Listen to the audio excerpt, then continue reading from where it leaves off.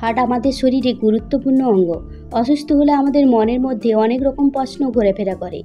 আমাদের হার্ট ভালো আছে তো, কিংবা কোলেস্টেরলের মাত্রা ঠিক আছে কিনা। আজকাল আমাদের খাওয়া দাওয়ার ধরন আলাদা, জীবনযাত্রার মান অন্যরকম। আমরা ফাস্ট ফুড বেশি করে খেয়ে থাকি, ওগুলো অনেক বেশি টেস্টি, কিন্তু আমাদের একটা কথা সবসময় মাথায় রাখতে হবে, শরীরে অসুস্থ হওয়ার পেছনে কিন্তু দায়ী আমাদের খাদ্যাভ্যাস। আমরা যদি ক্যালোরি মেপে খাওয়া দাওয়া করতে পারি, তাহলে হার্ট ভালো রাখতে পারি বা আমরা সুস্থ থাকতে পারি। এবং এমন বেশ কিছু খাবার রয়েছে যা আমাদের হার্টের জন্য ক্ষতিকর। মূলত আমরা যে খাবার খাই, কার্বোহাইড্রেট, প্রোটিন আর ফ্যাট জাতীয়। কার্বোহাইড্রেট ভাত বা রুটি, প্রোটিন জাতীয় মাছ, মাংস, ডিম।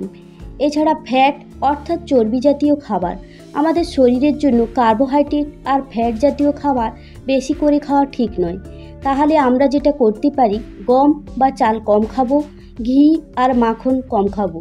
কিন্তু অ্যাডিশনাল খাবার যেমন ফলমূল, এছাড়া ফাইবার জাতীয় খাবার যেমন সবজির খোসা, এগুলো বেশি করে খেতে পারি। এছাড়া অনেকেই রয়েছেন ফাইবার বাড়ানোর জন্য 1 চামচ ইসবগুল খেয়ে থাকেন। আমাদের যেটা করা উচিত, ব্রাউন ব্রেড, ব্রাউন চাল, এগুলো আমাদের বেশি করে খাওয়া। এছাড়া একসাথে বেশি না খাওয়া। বেশি খেলে হার্টের উপর চাপ পড়ে, হার্ট পাম্প করতে পারে না, ফলে হৃদস্পন্দন বেড়ে যায়। তাই যেটুকু খাবো খিদে পেলেই খাবো। এবং আমি যেটা করি, পেট ভর্তি করে না খেয়ে 1/3 খাবার খাওয়া, বাকিটা খাওয়ার 30 মিনিট পর জল দিয়ে পূর্ণ করা। এটা আপনারা চেষ্টা করে দেখতে পারেন। এরপর হার্ট ভালো রাখতে যে খাবারগুলো এড়িয়ে চলবেন, বাজারজাত কোনো খাবার কিনে খাওয়া যাবে না। এগুলো ডুবো তেলে ভাজা ট্রান্স ফ্যাট বেশি থাকে, তাই ফলে স্বাদও ভালো। যেটাই খাবো ঘরে তৈরি করে খাবো।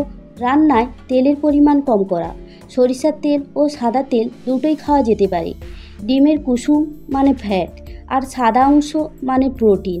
প্রোটিন আমাদের শরীরের জন্য ভালো, খেলে কোনো সমস্যা নেই, কিন্তু কুসুম হার্টের রোগীদের এড়িয়ে চলাই ভালো। এরপর কাঁচা নুন। অনেকে আবার কাঁচা নুন না খেয়ে ভেজে খান। সেক্ষেত্রে বলবো, কাঁচা বা ভাজা দুটোই নুন। বিশেষ করে যাদের হাই প্রেশার রয়েছে রান্না করে খান, আর যারা নর্মাল তারা সাদা লবণ খান, কিন্তু কম করে। ব্যাস এইটুকু।